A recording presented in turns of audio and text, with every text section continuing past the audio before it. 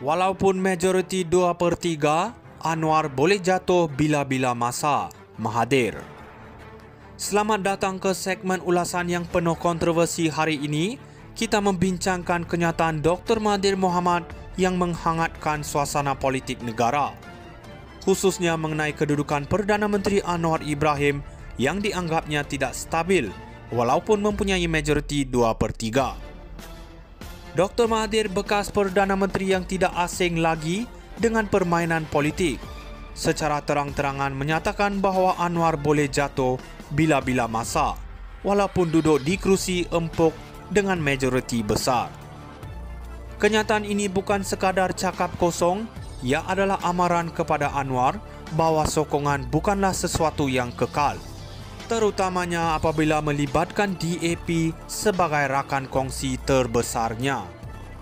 Mahathir menegaskan bahawa pemimpin UMNO dan ahli parlimen masih tidak sehaluan dengan DAP.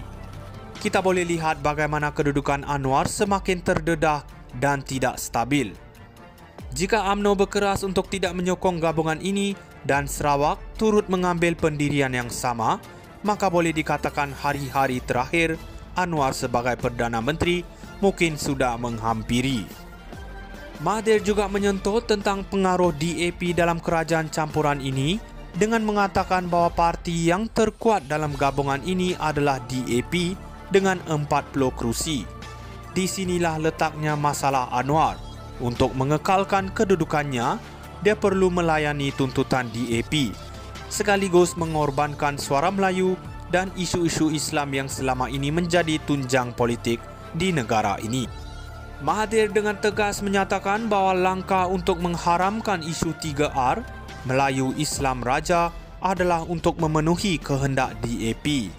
Ini menimbulkan persoalan, adakah Anwar akan mengorbankan prinsip perjuangan Melayu demi mengekalkan kuasa? Kerana jika ini yang berlaku, rakyat harus bersedia untuk bangkit dan menuntut keadilan. Jelas sekali Dr. Mahathir bukan sahaja mengamati perkembangan politik, tetapi juga mencabar Anwar dalam mempertahankan kedudukan sebagai Perdana Menteri. Jika situasi ini berterusan, kita mungkin akan menyaksikan kejatuhan kerajaan ini lebih cepat daripada yang kita jangkakan. Jadi, semua mata perlu tertumpu kepada langkah seterusnya yang akan diambil oleh Anwar dan rakan-rakannya. Adakah mereka mampu mengekalkan kuasa atau adakah masa depan politik Anwar akan berakhir dengan satu lagi drama kejatuhan? Walaupun majoriti 2/3, Anwar boleh jatuh bila-bila masa. Mahathir. Selamat datang ke segmen ulasan yang penuh kontroversi hari ini.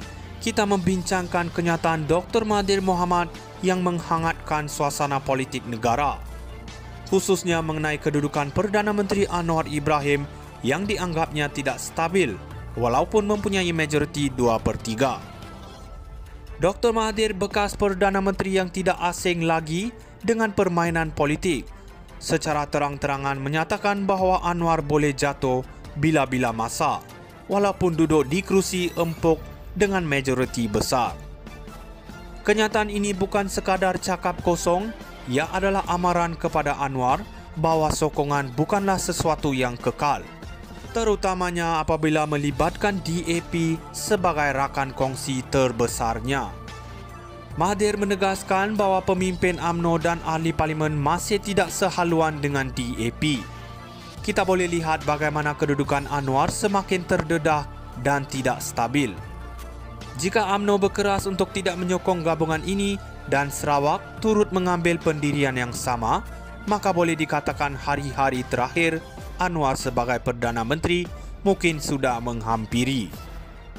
Mahathir juga menyentuh tentang pengaruh DAP dalam kerajaan campuran ini dengan mengatakan bahawa parti yang terkuat dalam gabungan ini adalah DAP dengan 40 kerusi. Di sinilah letaknya masalah Anwar. Untuk mengekalkan kedudukannya, dia perlu melayani tuntutan DAP, sekaligus mengorbankan suara Melayu dan isu-isu Islam yang selama ini menjadi tunjang politik di negara ini. Mahathir dengan tegas menyatakan bahawa langkah untuk mengharamkan isu 3R, Melayu Islam Raja, adalah untuk memenuhi kehendak DAP. Ini menimbulkan persoalan, adakah Anwar akan mengorbankan prinsip perjuangan Melayu demi mengekalkan kuasa? Kerana jika ini yang berlaku, rakyat harus bersedia untuk bangkit dan menuntut keadilan. Jelas sekali Dr. Mahathir bukan sahaja mengamati perkembangan politik, tetapi juga mencabar Anwar dalam mempertahankan kedudukan sebagai Perdana Menteri.